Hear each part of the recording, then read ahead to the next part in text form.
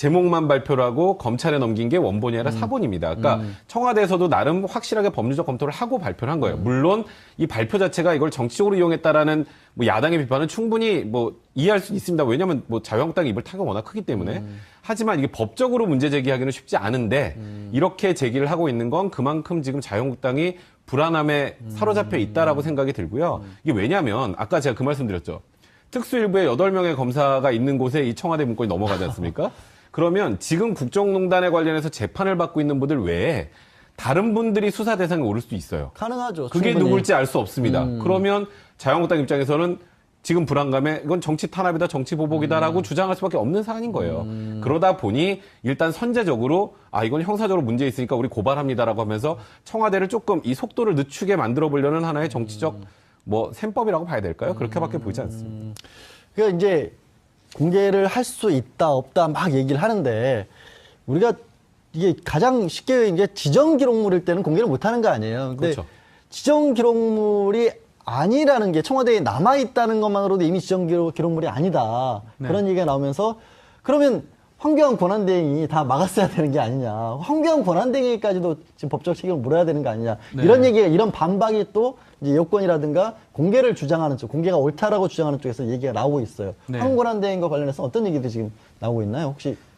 네, 뭐 그렇죠. 이렇게 황교안 권한대행이 이게 뭐 대통령 기록물이 3가지 종류가 있잖아요. 뭐 네. 일반 기록물이 있고 이건 뭐 아무나 열람할 수 있는 거고 그다음에 뭐 비밀 기록물이 있는데 이거는 뭐 대통령이나 아니면 장관, 그러니까 비취 인가권이 있는 사람들만 열어볼 수 있는 거고 네, 마지막에 지정 기록물인데 이 지정 기록물이 어떤 것들이 있는지 리스트를 짜놓은 것도 지정을 목록도 해놔서 안- 예. 네.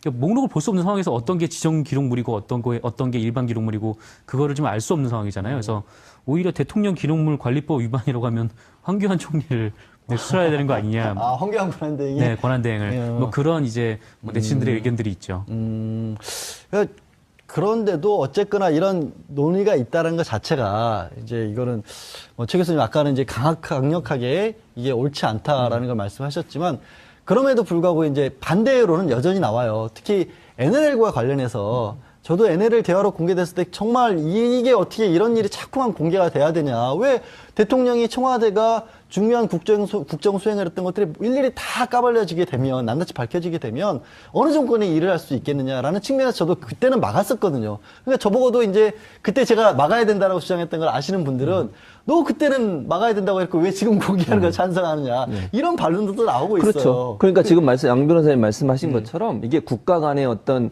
문제잖아요. 사실 NLL 사건, NLL 같은 경우에는 남한과 우리나라, 그러니까 남한과 북한 간의 대화 내용이기 때문에 이건 좀 중요한 문제죠. 또 국가와 국가 간의 어떤 대화 내용이나 그 정상급이 나누는 대화 내용이 밝혀져 이거는 좀 문제가 있다고 봐요. 왜냐면 그거는 이제 정상끼리 만나서 국가 간에 필요한 부분을 논의한 내용이니까 그것까지 밝혀지는 것은 상당히 부담감이 있다고 생각하는데 이제 박근혜 전 대통령과 관련해서 이런 자료들, 청와대에서 나온 자료들을 보면 대체적으로 국정농단과 관련된 내용들이에요. 지금 박수현 대변인의 발표 내용을 보면요. 이게 밝혀져서 국가의 큰 무슨 보안이나 안보에 문제가 되거나 국가가 다른 나라와의 관계 속에서 무슨 치명적인 피해를 입거나 아니면 국가 관계가 틀어질 수 있는 그런 내용은 제가 볼 때 없어요. 지금 목록으로 쭉 나온 걸 지금 오늘도 우리가 얘기하고 있지 않습니까? 그렇죠. 그 목록들을 보면 대체적으로 범법행위와 가깝고요. 제가 볼 때는 저 대통령이 제대로 국정을 수행하지 못했다는 걸 증명해내는 내용들이 많아요. 이런 내용들이 밝혀진다고 해서 그게 무슨 국가 안보와 중요한 문제가 있고 국가 기밀과 연관이 있는 부분이 아니라고 보기 때문에 이거는 국민의 알 권리 차원에서 공개해도 된다고 저는 생각을 합니다. 다만 그것도 박수현 대변인이 그럼에도 불구하고 조심스럽게 얘기를 하잖아요. 왜냐하면 목록만 얘기하고 구체적인 얘기를 하지 않는 이유는 법률적 검토를 검찰이나 법원을 통해서 받아보겠다는 겁니다. 그래서 거기서 판단해서 공개해도 된다고 판단되는 걸 공개하도록 하겠다는 것이고 그래서 저는 내용의 그 목록들만 얘기한다고 보고요. 아주 조심스럽게 저는 접근하는 방법이라고 저는 생각을 해요. 만약에 이게 어떤 내용이다까지 다 밝혔으면 분명 이보다 훨씬 더 큰 반발이 있었을 겁니다. 그러나 청와대에서는 그걸 조심스럽게 접근한다고 보고 저는 기본적으로 아까도 말씀드렸지만 대통령이 국정을 수행하는 과정에 있어서 우리의 안보나 아니면 외교 관계에 치명적인 영향을 미칠 수 있는 내용이 아니고 정말 대통령이 제대로 직무를 수행하지 못하고 개인의 어떤 이익을 위해서 사적인 방법으로 국가 통치 권력을 이용했다고 하면 그 부분은 밝혀내야 된다고 생각해요. 그건 범죄행위 아니겠습니까? 그렇죠. 그런 부분까지도 다 감춰주기 위해서 국가기록물관리법이 있는 건 아니라고 저는 생각하기 때문에 밝혀도 무방하다고 생각합니다.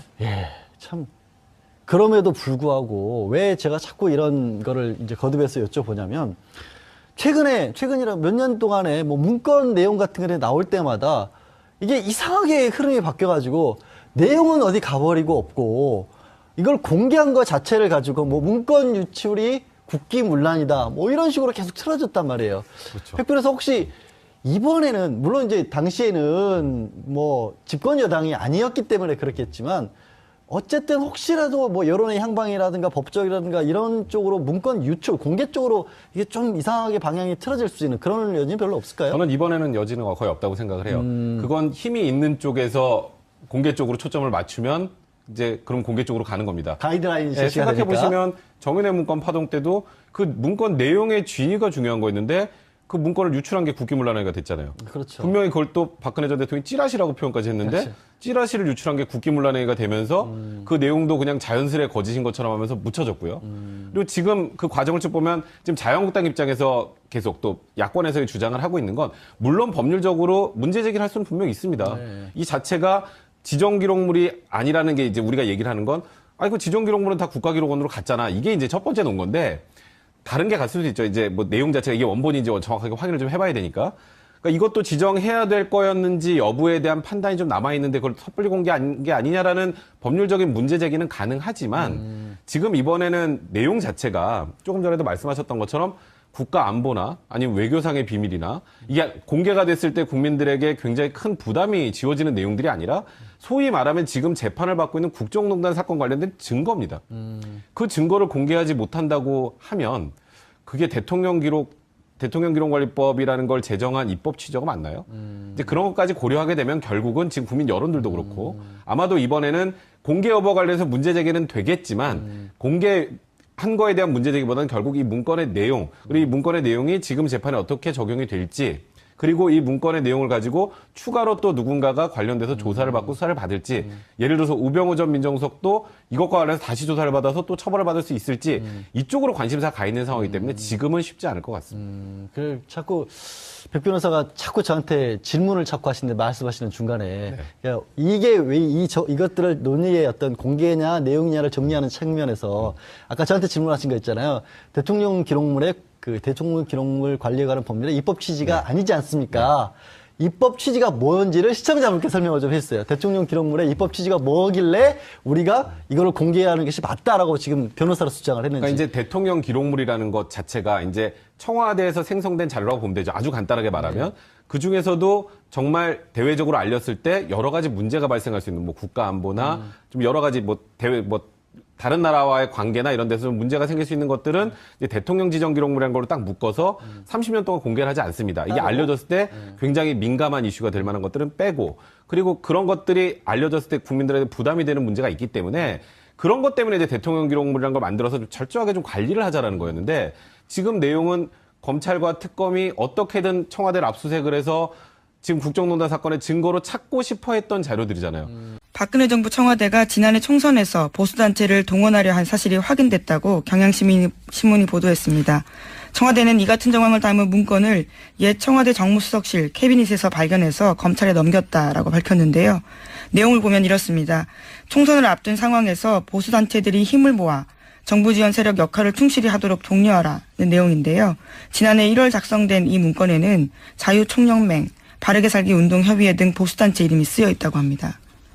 지난 20대 총선 직전에 이런 문건을 만들었다는 거죠. 네.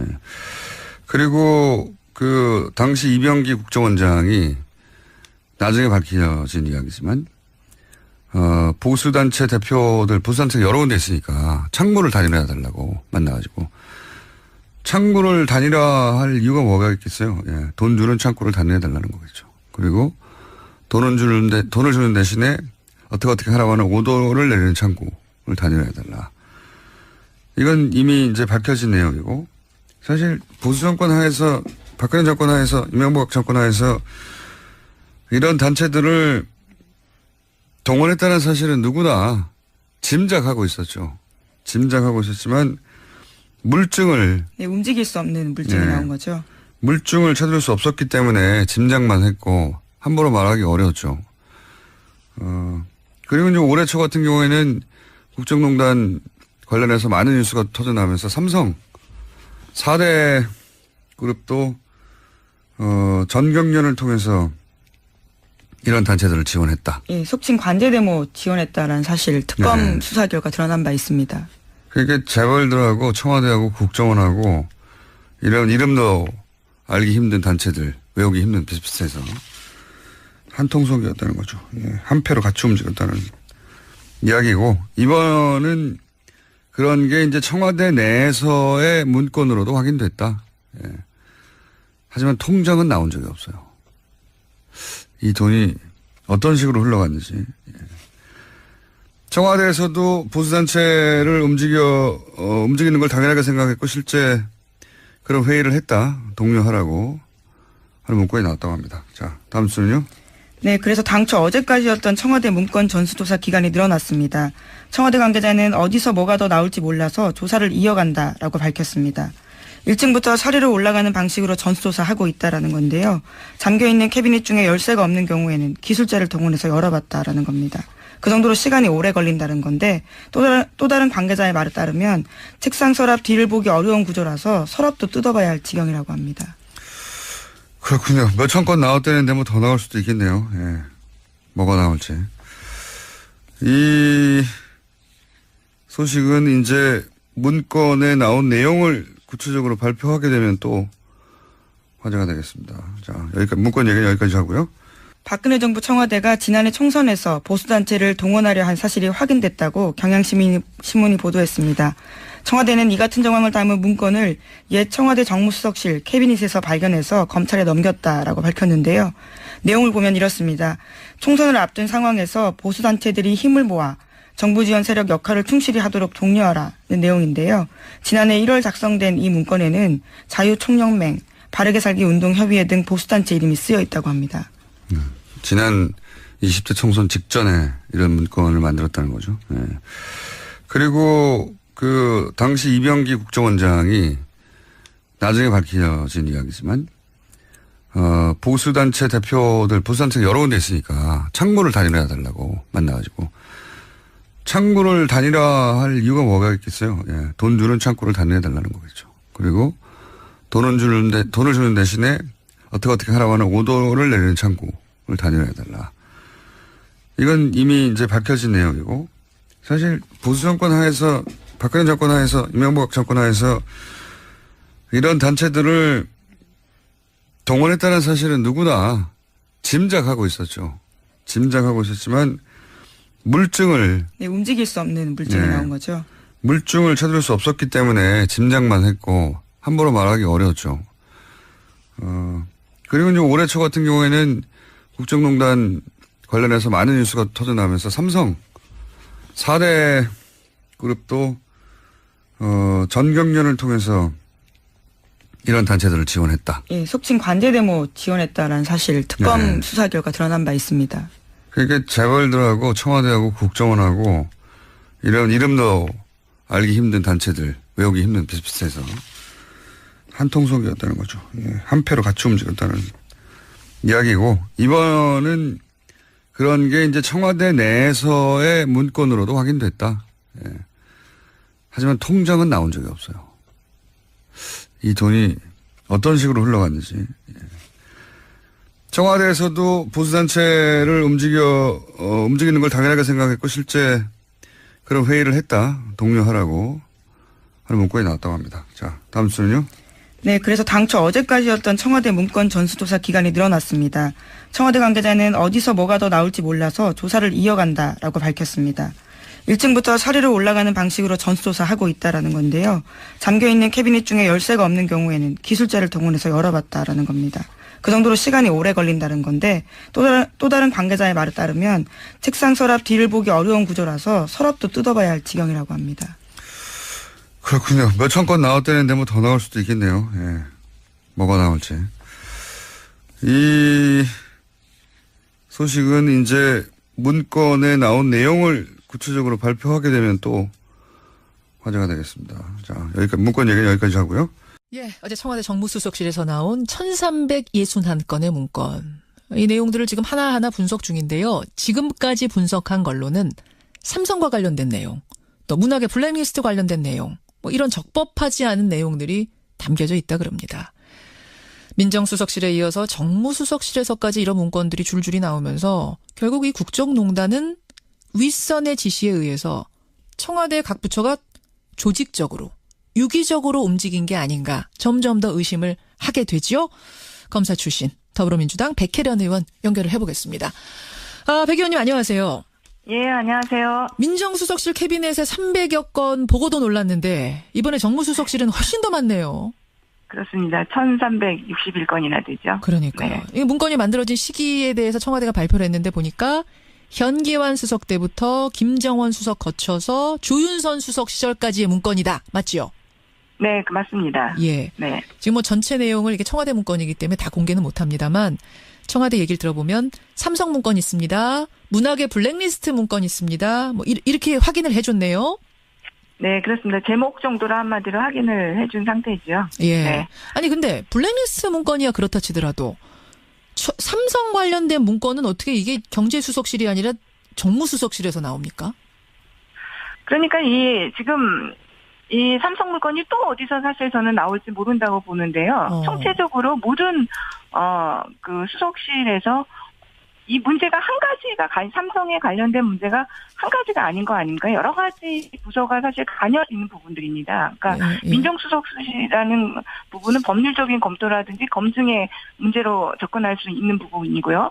정무수석실 같은 경우는 실제로 정치적인 영역에서 풀어야 할 부분들이 있을 수 있고 또 여러 가지 금융관계라든지 뭐 이런 부분들도 연관이 될 수 있는 부분이고요. 어허. 또 홍보수석실은 또 홍보수석실대로 이 문제를 어떻게 접근하고 또 언론과의 관계 어떻게 설정할 것이냐. 예. 여러 가지 것들이 있기 때문에 이 부분들이 앞으로도 저는 또 나올 수 있는 부분이라고 생각합니다. 이게 끝이 아니군요. 그러니까 홍보수석실 무슨 수석실 청와대 곳곳 뒤지다 보면은 또 비슷한 문건들이 또 나올 수도 있다. 그렇죠. 지금 제가 볼 땐 삼성 같은 경우가 이게 당시 상황으로 들어가면 2014년 8월에 이건희 회장이 쓰러집니다. 그리고 삼성의 경영권 승계 새로운 국면이 발생하게 되는 것이죠. 그렇죠. 네, 박근혜 정부가 이것을 기회로 활용하자는 그런 생각을 했다고 보입니다. 그 활용하자는 생각을 민정수석실에서만 한 건 줄 알았는데 300건 보면서 정무수석실에서까지 이런 문건이 나왔으니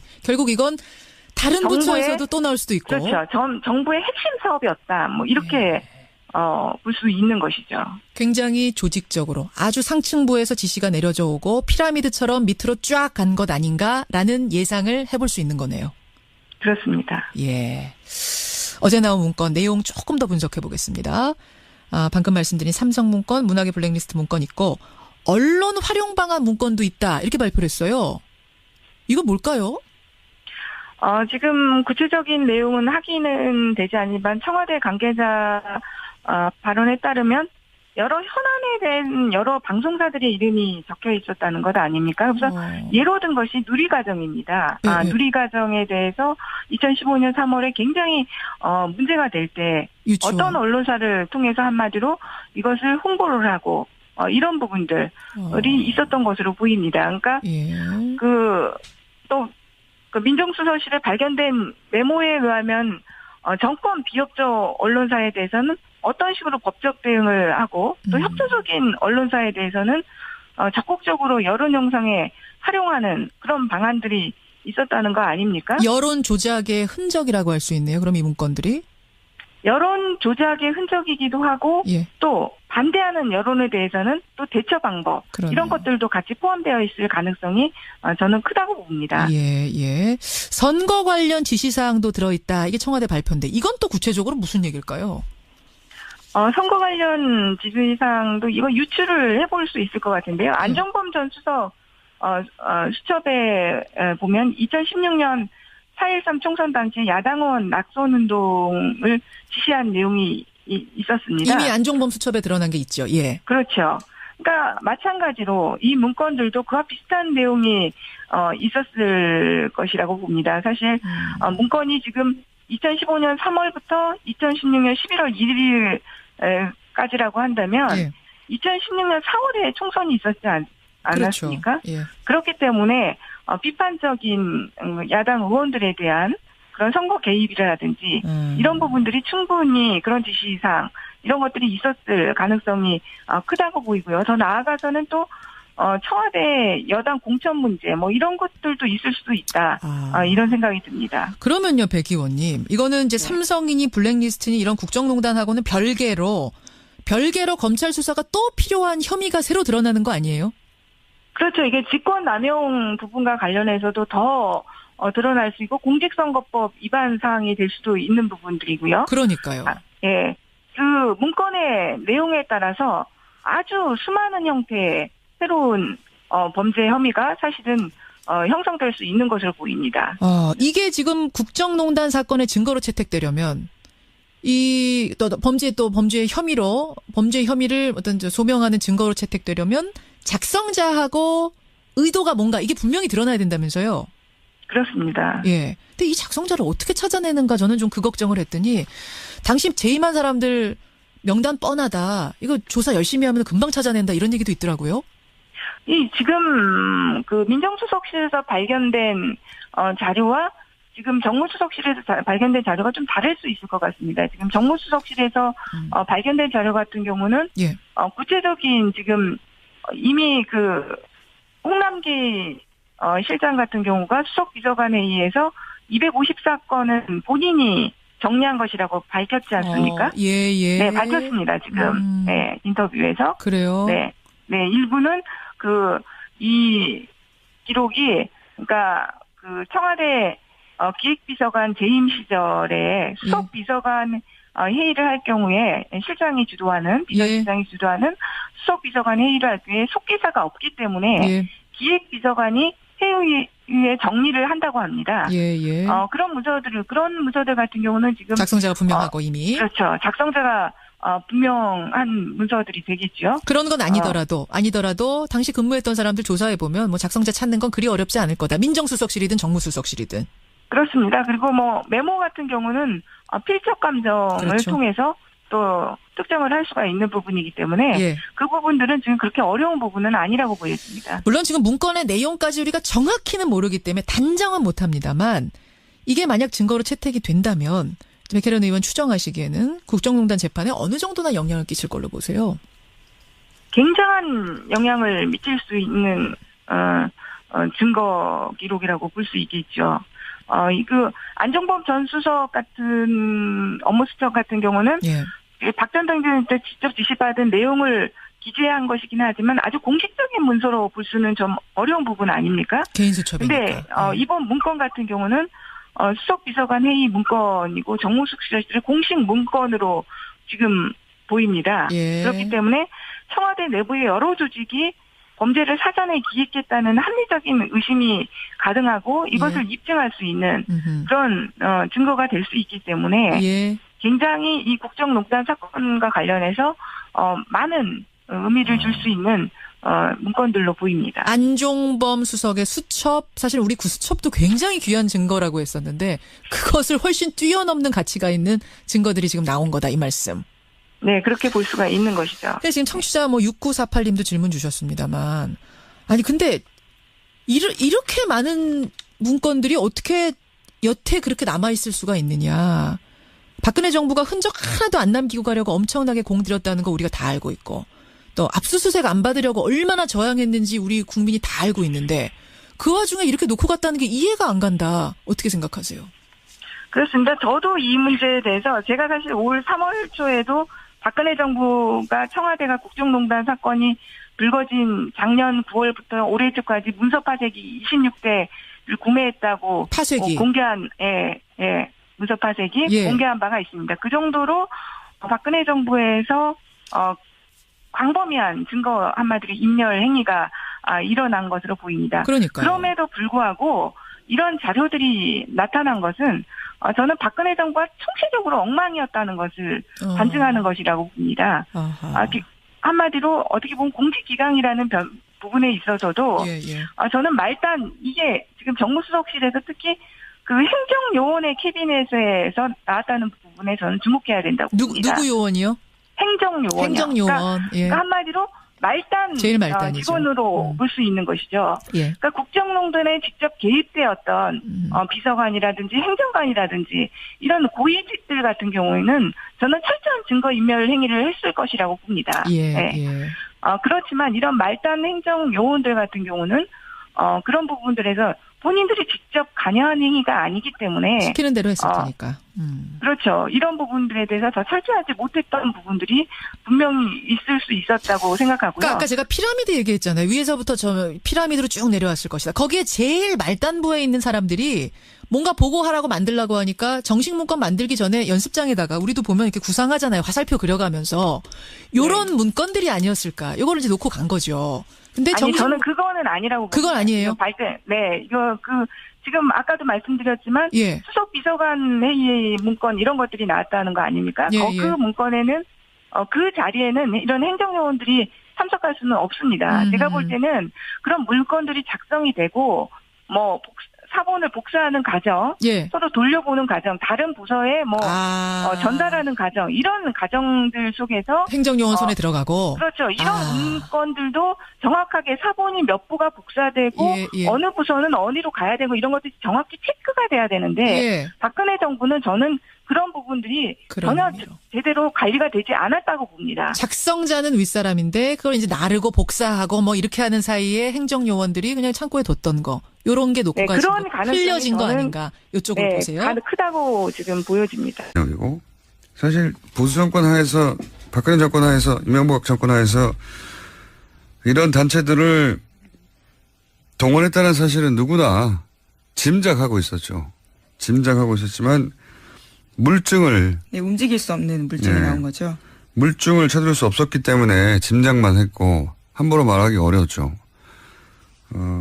그리고 이제 올해 초 같은 경우에는 국정농단 관련해서 많은 뉴스가 터져나오면서 삼성 4대 그룹도 전경련을 통해서 이런 단체들을 지원했다. 예, 속칭 관제데모 지원했다라는 사실 특검 수사 결과 드러난 바 있습니다. 그러니까 재벌들하고 청와대하고 국정원하고 이런 이름도 알기 힘든 단체들, 외우기 힘든 비슷비슷해서 한 통속이었다는 거죠. 예, 한 패로 같이 움직였다는 이야기고 이번은 그런 게 이제 청와대 내에서의 문건으로도 확인됐다. 예. 하지만 통장은 나온 적이 없어요. 이 돈이 어떤 식으로 흘러갔는지. 예. 청와대에서도 보수단체를 움직이는 걸 당연하게 생각했고 실제 그런 회의를 했다. 독려하라고 하는 문건이 나왔다고 합니다. 자, 다음 순요. 네, 그래서 당초 어제까지였던 청와대 문건 전수조사 기간이 늘어났습니다. 청와대 관계자는 어디서 뭐가 더 나올지 몰라서 조사를 이어간다라고 밝혔습니다. 1층부터 사리로 올라가는 방식으로 전수조사하고 있다라는 건데요. 잠겨있는 캐비닛 중에 열쇠가 없는 경우에는 기술자를 동원해서 열어봤다라는 겁니다. 그 정도로 시간이 오래 걸린다는 건데 또 다른 관계자의 말에 따르면 책상 서랍 뒤를 보기 어려운 구조라서 서랍도 뜯어봐야 할 지경이라고 합니다.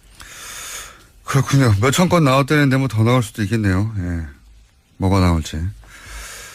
이 소식은 이제 문건에 나온 내용을 구체적으로 발표하게 되면 또 화제가 되겠습니다. 자, 여기까지, 문건 얘기는 여기까지 하고요. 예, 어제 청와대 정무수석실에서 나온 1361건의 문건. 이 내용들을 지금 하나하나 분석 중인데요. 지금까지 분석한 걸로는 삼성과 관련된 내용, 또 문학의 블랙리스트 관련된 내용, 이런 적법하지 않은 내용들이 담겨져 있다 그럽니다. 민정수석실에 이어서 정무수석실에서까지 이런 문건들이 줄줄이 나오면서 결국 이 국정농단은 윗선의 지시에 의해서 청와대 각 부처가 조직적으로, 유기적으로 움직인 게 아닌가 점점 더 의심을 하게 되지요. 검사 출신 더불어민주당 백혜련 의원 연결을 해보겠습니다. 백 의원님 안녕하세요. 예, 안녕하세요. 민정수석실 캐비넷에 300여 건 보고도 놀랐는데 이번에 정무수석실은 훨씬 더 많네요. 그렇습니다. 1361건이나 되죠. 그러니까요. 네. 이 문건이 만들어진 시기에 대해서 청와대가 발표를 했는데 보니까 현기환 수석 때부터 김정원 수석 거쳐서 조윤선 수석 시절까지의 문건이다. 맞지요? 네, 맞습니다. 예. 네. 지금 전체 내용을 이게 청와대 문건이기 때문에 다 공개는 못합니다만 청와대 얘기를 들어보면 삼성 문건 있습니다. 문학의 블랙리스트 문건 있습니다. 이렇게 확인을 해줬네요. 네, 그렇습니다. 제목 정도로 한마디로 확인을 해준 상태죠. 예. 네. 아니 근데 블랙리스트 문건이야 그렇다 치더라도 삼성 관련된 문건은 어떻게 이게 경제수석실이 아니라 정무수석실에서 나옵니까?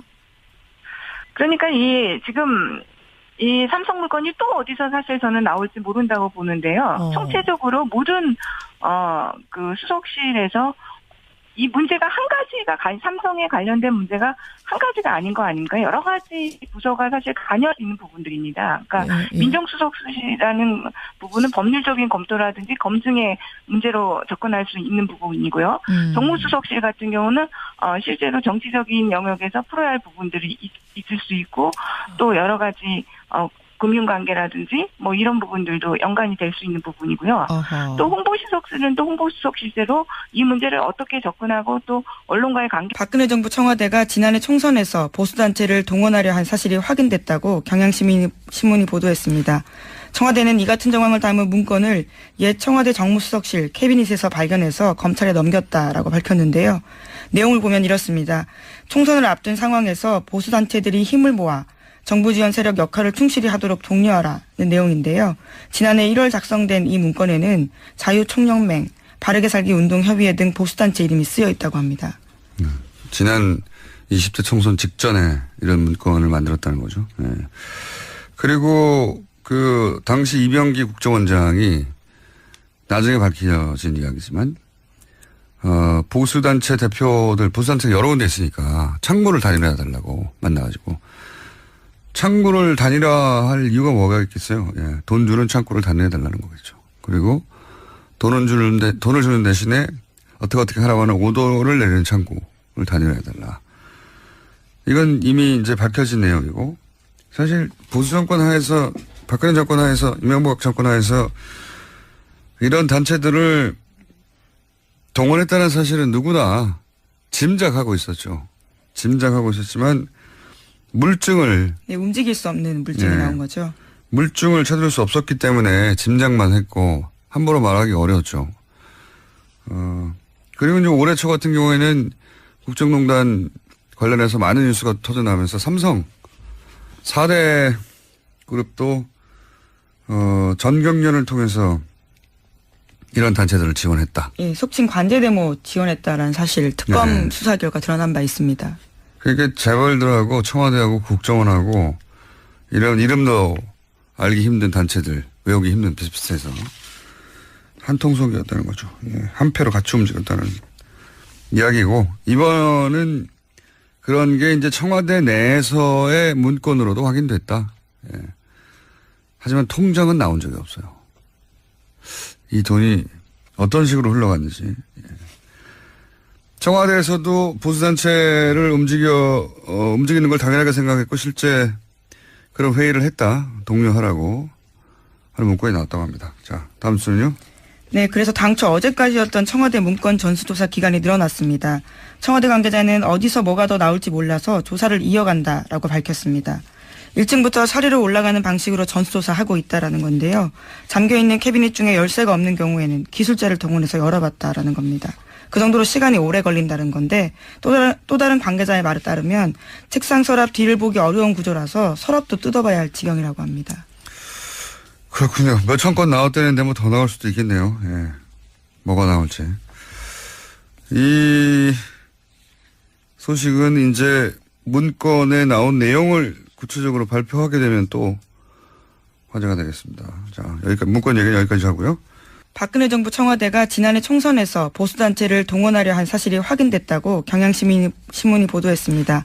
청와대는 이 같은 정황을 담은 문건을 옛 청와대 정무수석실 캐비닛에서 발견해서 검찰에 넘겼다라고 밝혔는데요. 내용을 보면 이렇습니다. 총선을 앞둔 상황에서 보수단체들이 힘을 모아 정부 지원 세력 역할을 충실히 하도록 독려하라는 내용인데요. 지난해 1월 작성된 이 문건에는 자유총연맹, 바르게 살기 운동협의회 등 보수단체 이름이 쓰여 있다고 합니다. 지난 20대 총선 직전에 이런 문건을 만들었다는 거죠. 네. 그리고 그 당시 이병기 국정원장이 나중에 밝혀진 이야기지만 보수단체 대표들, 보수단체가 여러 군데 있으니까 창구를 단일화해달라고 만나가지고 창구를 단일화할 이유가 뭐가 있겠어요. 예, 돈 주는 창구를 단일화해달라는 거겠죠. 그리고 돈을 주는 대신에 어떻게 하라고 하는 오더를 내리는 창구를 단일화해달라. 이건 이미 이제 밝혀진 내용. 판단해서 공개해도 된다고 판단되는 걸 공개하도록 하겠다는 것이고, 그래서 저는 내용의 그 목록들만 얘기한다고 보고요. 아주 조심스럽게 저는 접근하는 방법이라고 저는 생각을 해요. 만약에 이게 어떤 내용이다까지 다 밝혔으면 분명 이보다 훨씬 더 큰 반발이 있었을 겁니다. 그러나 청와대에서는 그걸 조심스럽게 접근한다고 보고, 저는 기본적으로 아까도 말씀드렸지만 대통령이 국정을 수행하는 과정에 있어서 우리의 안보나 아니면 외교 관계에 치명적인 영향을 미칠 수 있는 내용이 아니고 정말 대통령이 제대로 직무를 수행하지 못하고 개인의 어떤 이익을 위해서 사적인 방법으로 국가 통치 권력을 이용했다고 하면 그 부분은 밝혀내야 된다고 생각해요. 그건 범죄 행위 아니겠습니까? 그렇죠. 그런 부분까지도 다 감춰주기 위해서 국가기록물 관리법이 있는 건 아니라고 저는 생각하기 때문에 밝혀도 무방하다고 생각합니다. 참. 그럼에도 불구하고 왜 제가 자꾸 이런 거를 이제 거듭해서 여쭤보냐면 최근이라 몇 년 동안에 뭐 문건 내용 같은 게 나올 때마다 이게 이상하게 흐름이 바뀌어가지고 내용은 어디 가버리고 없고 이걸 공개한 것 자체를 가지고 뭐 문건 유출이 국기문란이다 뭐 이런 식으로 계속 틀어졌단 말이에요. 그렇죠. 백 변호사 혹시 이번에는 물론 이제 당시에는 뭐 집권 여당이 아니었기 때문에 그렇겠지만 어쨌든 혹시라도 뭐 여론의 향방이라든가 법적이라든가 이런 쪽으로 문건 유출, 공개 쪽으로 이게 좀 이상하게 방향이 틀어질 수 있는 그런 여지는 별로 없을까요? 저는 이번에는 여지는 거의 없다고 생각을 해요. 그건 힘이 있는 쪽에서 공개 쪽으로 초점을 맞추면 이제 그럼 공개 쪽으로 가는 겁니다. 가이드라인이 네, 제시가 생각해 되니까. 보시면 정윤회 문건 파동 때도 그 문건 내용의 진위가 중요한 거였는데 그 문건을 유출한 게 국기문란행위가 됐잖아요. 그렇죠. 분명히 그걸 또 박근혜 전 대통령이 찌라시라고 표현까지 했는데 그렇죠. 찌라시를 유출한 게 국기문란행위가 되면서 그 내용도 그냥 자연스레 거짓인 것처럼 하면서 묻혀졌고요. 그리고 지금 그 과정을 쭉 보면 지금 자유한국당 입장에서 계속 또 야권에서의 주장을 하고 있는 건 물론 법률적으로 문제 제기를 할 수는 분명히 있습니다. 이 자체가 지정기록물이 아니라는 게 이제 우리가 얘기를 하는 건 아니 그 지정기록물은 다 국가기록원으로 갔잖아. 이게 이제 첫 번째 놓은 건데 다른 게 갔을 수도 있죠. 이제 뭐 내용 자체가 이게 원본인지 정확하게 확인을 좀 해봐야 되니까. 그러니까 이것도 지정해야 될 거였는지 여부에 대한 판단이 좀 남아있는데 그걸 섣불리 공개한 게 아니냐라는 법률적인 문제 제기는 가능하지만 지금 이번에는 내용 자체가 조금 전에도 말씀하셨던 것처럼 국가 안보나 아니면 외교상의 비밀이나 이게 공개가 됐을 때 국민들에게 굉장히 큰 부담이 지워지는 내용들이 아니라 소위 말하면 지금 재판을 받고 있는 국정농단 사건 관련된 증거입니다. 그 증거를 공개하지 못한다고 하면 그게 대통령기록관리법이라는 걸 제정한 입법 취지가 맞나요? 이제 그런 것까지 고려하게 되면 결국은 지금 국민 여론들도 그렇고 아마도 이번에는 공개 여부와 관련해서 문제 제기는 되겠지만 공개한 거에 대한 문제 제기보다는 결국 이 문건의 내용 그리고 이 문건의 내용이 지금 재판에 어떻게 적용이 될지 그리고 이 문건의 내용을 가지고 추가로 또 누군가가 관련돼서 조사를 받고 수사를 받을지 예를 들어서 우병우 전 민정수석도 이것과 관련해서 다시 조사를 받아서 또 처벌을 받을 수 있을지 이쪽으로 관심사가 가 있는 상황이기 때문에 지금은 쉽지 않을 것 같습니다. 그 자꾸 백 변호사가 자꾸 저한테 질문을 자꾸 하시는데 말씀하시는 중간에 야, 이게 왜 이것들을 논의의 어떤 공개냐 내용이냐를 정리하는 측면에서 아까 저한테 질문하신 거 있잖아요. 대통령 기록물에 그 대통령 기록물 관리에 관한 법률의 입법 취지가 아니지 않습니까? 입법 취지가 뭔지를 시청자분께 설명을 좀 했어요. 대통령 기록물의 입법 취지가 뭐길래 우리가 이거를 공개하는 것이 맞다라고 지금 변호사로 주장을 했는지. 그러니까 이제 대통령 기록물이라는 것 자체가 이제 청와대에서 생성된 자료라고 보면 되죠. 아주 간단하게 말하면. 그 중에서도 정말 대외적으로 알렸을 때 여러 가지 문제가 발생할 수 있는 뭐 국가 안보나 좀 여러 가지 다른 나라와의 관계나 이런 데서 좀 문제가 생길 수 있는 것들은 이제 대통령 지정 기록물이라는 걸로 딱 묶어서 30년 동안 공개를 하지 않습니다. 이게 알려졌을 때 굉장히 민감한 이슈가 될 만한 것들은 빼고 그리고 그런 것들이 알려졌을 때 국민들에게 부담이 되는 문제가 있기 때문에 그런 것 때문에 이제 대통령 기록물이라는 걸 만들어서 좀 철저하게 좀 관리를 하자라는 거였는데 지금 내용은 검찰과 특검이 어떻게든 청와대를 압수수색을 해서 지금 국정농단 사건의 증거로 찾고 싶어 했던 자료들이잖아요. 제목만 발표를 하고 검찰에 넘긴 게 원본이 아니라 사본입니다. 그러니까 청와대에서도 나름 확실하게 법률적 검토를 하고 발표를 한 거예요. 물론 이 발표 자체가 이걸 정치적으로 이용했다라는 뭐 야당의 비판은 충분히 뭐 이해할 수 있습니다. 왜냐하면 뭐 자유한국당이 입을 타가 워낙 크기 때문에. 하지만 이게 법적으로 문제 제기하기는 쉽지 않은데 이렇게 제기를 하고 있는 건 그만큼 지금 자유한국당이 불안함에 사로잡혀 있다라고 생각이 들고요. 이게 왜냐하면 아까 제가 그 말씀드렸죠. 특수일부에 8명의 검사가 있는 곳에 이 청와대 문건이 넘어가지 않습니까? 그러면 지금 국정농단에 관련해서 재판을 받고 있는 분들 외에 다른 분들이 수사 대상에 오를 수도 있어요. 가능하죠. 그게 충분히. 누굴지 알 수 없습니다. 그러면 자유한국당 입장에서는 지금 불안감에 이건 정치 탄압이다, 정치 보복이다라고 주장할 수밖에 없는 사안인 거예요. 그러다 보니 일단 선제적으로 이건 형사적으로 문제 있으니까 우리 고발합니다라고 하면서 청와대를 조금 이 속도를 늦추게 만들어 보려는 하나의 정치적 셈법이라고 봐야 될까요? 그렇게밖에 보이지 않습니다. 그러니까 이제 공개를 할 수 있다 없다 막 얘기를 하는데 우리가 이게 가장 쉽게 이제 지정 기록물일 때는 공개를 못 하는 거 아니에요. 근데 그렇죠. 지정 기록물이 아니라는 게 청와대에 남아 있다는 것만으로도 이미 지정 기록물이 아니다. 네. 그런 얘기가 나오면서 그러면 황교안 권한대행이 다 막았어야 되는 게 아니냐. 황교안 권한대행까지도 지금 법적 책임을 물어야 되는 거 아니냐. 네. 이런 얘기가 이런 반박이 또 이제 여권이라든가 공개를 주장하는 쪽, 공개가 옳다라고 주장하는 쪽에서 얘기가 나오고 있어요. 네. 황 권한대행과 관련해서 어떤 얘기들이 지금 나오고 있나요? 혹시? 네, 뭐 그렇죠. 이렇게 황교안 권한대행이 이게 뭐 대통령 기록물이 3가지 종류가 있잖아요. 뭐 네. 일반 기록물이 있고 이건 뭐 아무나 열람할 수 있는 거고 그다음에 뭐 비밀 기록물이 있는데 이거는 뭐 대통령이나 아니면 장관, 그러니까 비취 인가권이 있는 사람들만 열어볼 수 있는 거고 네, 마지막에 지정 기록물인데 이 지정 기록물이 어떤 것들이 있는지 리스트를 짜놓은 것도 지정을 목록도 해놔서 안- 예. 네. 그러니까 목록을 볼 수 없는 상황에서 어떤 게 지정 기록물이고 어떤 게 일반 기록물이고 그거를 좀 알 수 없는 상황이잖아요. 그래서 오히려 대통령 기록물 관리법 위반이라고 하면 황교안 총리를 수사해야 되는 거 아니냐. 황교안 권한대행이? 네, 권한대행을. 예. 뭐 그런 이제 뭐 네티즌들의 의견들이 있죠. 그런데도 어쨌거나 이런 논의가 있다는 것 자체가 이제 이거는 최 교수님 아까는 이제 강력하게 이게 옳지 않다라는 걸 말씀하셨지만 그럼에도 불구하고 이제 반대로는 여전히 나와요. 특히 NLL과 관련해서 저도 NLL 대화로 공개됐을 때 정말 이게 어떻게 이런 일이 자꾸만 공개가 돼야 되냐. 왜 대통령이 청와대가 중요한 국정 수행을 했던 것들이 일일이 다 까발려지게 되면, 낱낱이 밝혀지게 되면 어느 정권이 일을 할 수 있겠느냐라는 측면에서 저도 그때는 막았었거든요. 그러니까 저보고도 이제 그때 제가 막아야 된다라고 주장했던 걸 아시는 분들은 너 그때는 막아야 된다고 했고 왜 지금 공개하는 걸 찬성하느냐. 이런 반론도 나오고 있어요. 그렇죠. 그러니까 지금 양 변호사님 말씀하신 것처럼 이게 국가 간의 어떤 문제잖아요. 사실 NLL 사건, NLL 같은 경우에는 남한과 우리나라, 그러니까 남한과 북한 간의 대화 내용이기 때문에 이건 좀 중요한 문제죠. 또 국가와 국가 간의 어떤 대화 내용이나 그 정상급이 나누는 대화 내용이 밝혀져 이거는 좀 문제가 있다고 봐요. 왜냐하면 그거는 이제 정상끼리 만나서 국가 간에 필요한 부분을 논의한 내용이니까 그것까지 밝혀지는 것은 상당히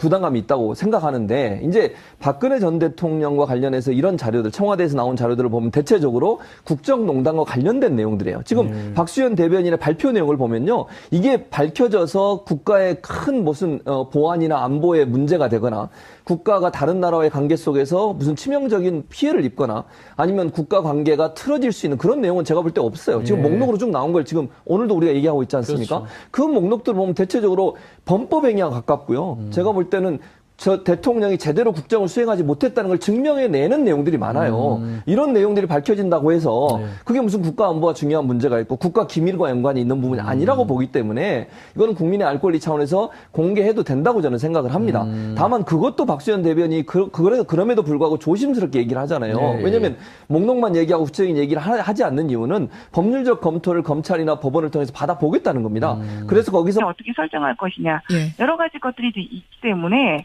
이 부분들이 앞으로도 저는 또 나올 수 있는 부분이라고 생각합니다. 이게 끝이 아니군요. 그러니까 홍보수석실, 무슨 수석실, 청와대 곳곳 뒤지다 보면은 또 비슷한 문건들이 또 나올 수도 있다. 그렇죠. 지금 제가 볼 땐 삼성 같은 경우가 이게 당시 상황으로 들어가면 2014년 8월에 이건희 회장이 쓰러집니다. 그리고 삼성의 경영권 승계 새로운 국면이 발생하게 되는 것이죠. 그렇죠. 네, 박근혜 정부가 이것을 기회로 어떤 활용하자는 그런 생각을 했다고 보입니다. 그 활용하자는 생각을 민정수석실에서만 한 건 줄 알았는데 300건 보면서 정무수석실에서까지 이런 문건이 나왔으니 결국 이건 다른 정부의- 부처에서도 또 나올 수도 있고. 그렇죠.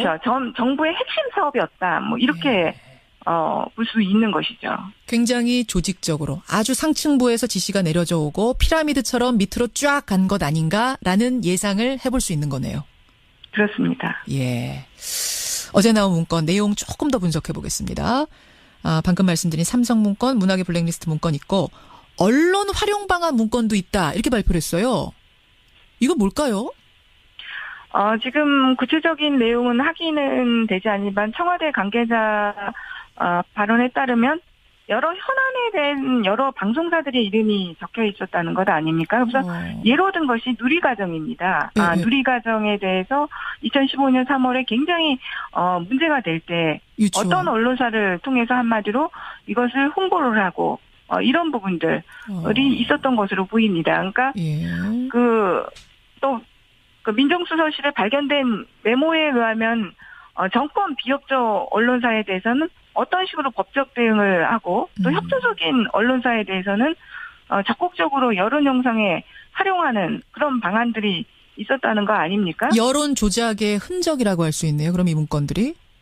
여론 조작의 흔적이기도 하고 예. 또 반대하는 여론에 대해서는 또 대처 방법 그러네요. 이런 것들도 같이 포함되어 있을 가능성이 저는 크다고 봅니다. 예. 선거 관련 지시사항도 들어있다. 이게 청와대 발표인데 이건 또 구체적으로 무슨 얘기일까요?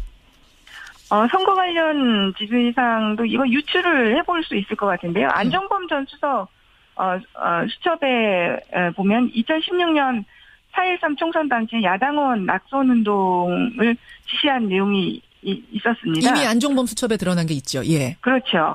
그러니까 마찬가지로 이 문건들도 그와 비슷한 내용이 있었을 것이라고 봅니다. 사실 문건이 지금 2015년 3월부터 2016년 11월 1일까지라고 한다면 예.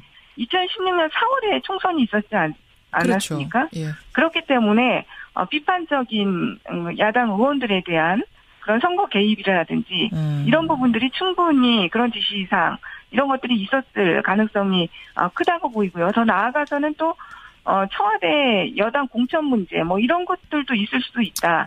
이런 생각이 듭니다. 그러면요, 백 의원님. 이거는 이제 삼성이니 블랙리스트니 이런 국정농단하고는 별개로 검찰 수사가 또 필요한 혐의가 새로 드러나는 거 아니에요?